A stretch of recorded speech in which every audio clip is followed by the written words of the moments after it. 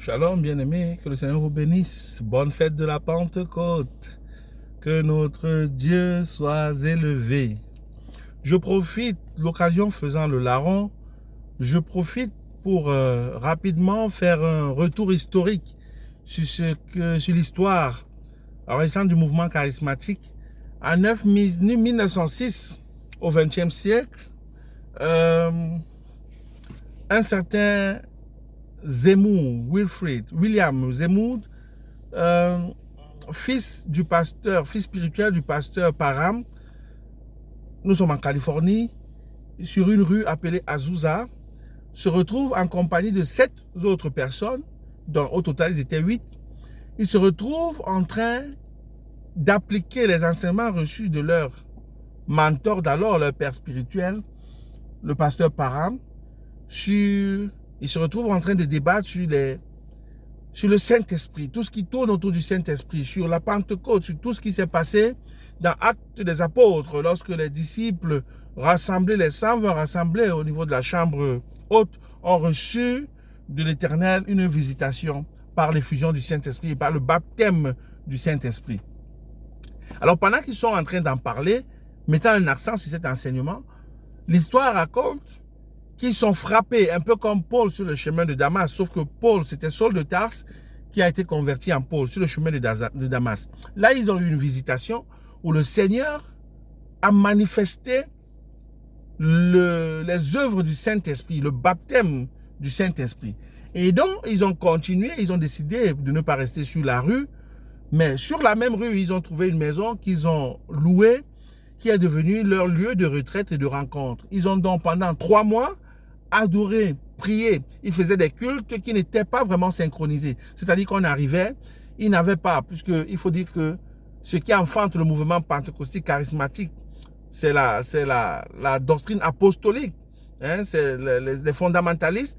Ils héritent en réalité de tout ce qu'on avait comme courant baptiste avant. Tout ce qui était protestant, courant baptiste évangélique.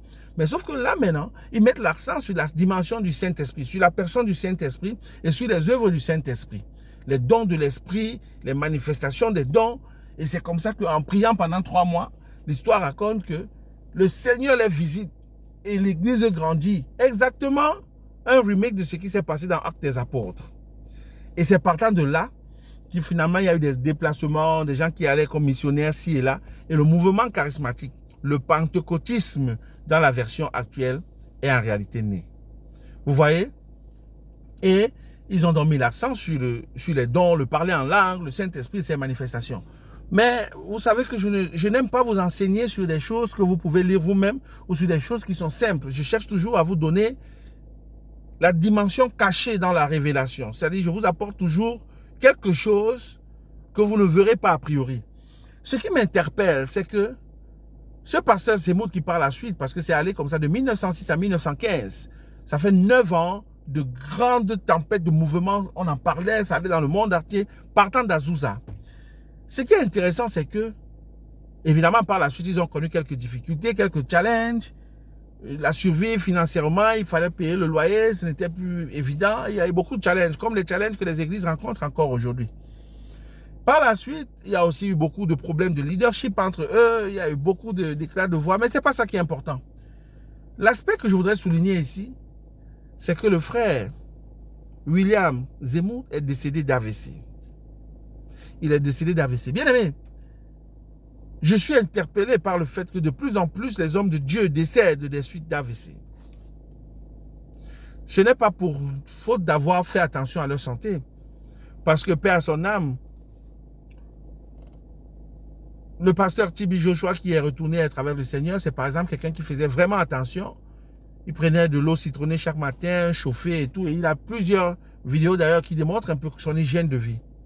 Mais là n'est pas le problème. Le problème, c'est souvent les chrétiens, vous les fidèles. La pression que vous mettez sur les hommes de Dieu est souvent telle que, sans le vouloir, ils s'oublient. Le frère pasteur William Zemmour, père donc du mouvement pentecôtiste, l'église fondamentaliste pentecôtiste apostolique, décède quelques années plus tard d'AVC.